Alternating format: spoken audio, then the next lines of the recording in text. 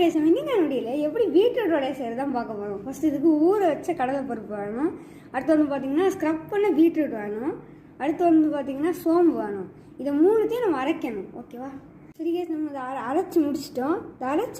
இதை அரைக்கும் போது தண்ணி விடாமல் நீங்கள் அரைக்கணும். ஓகேவா? அப்படி நீங்கள் அரைச்சிங்கன்னா இந்த மாதிரி ஒரு ஸ்டேட்டுக்கு இது வரும், இந்த மாதிரியே. ஓகேவா?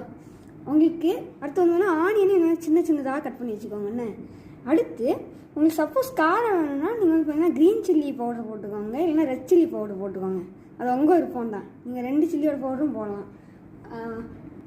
தேவைக்கு நீங்கள் வந்து பார்த்தீங்கன்னா உப்பு போட்டுக்கோங்க. ஆக்சுவலி என்ன பண்ணுன்னு கேட்டிங்கன்னா, இந்த வடையை 1 by 1 நீங்கள் வந்து பார்த்தீங்கன்னா இந்த எண்ணெயில் போடணும். அதுவும் இந்த எண்ணெய் சூடாக இருக்கணும். ஓகேவா?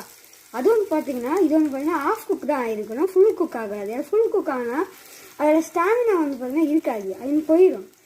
நம்ம நெக்ஸ்ட் சந்திக்கலாம். அது வரையும் உங்கள் தடுப்புறது உங்கள் லால் ஃப்ரெண்ட். தடவை பாய்.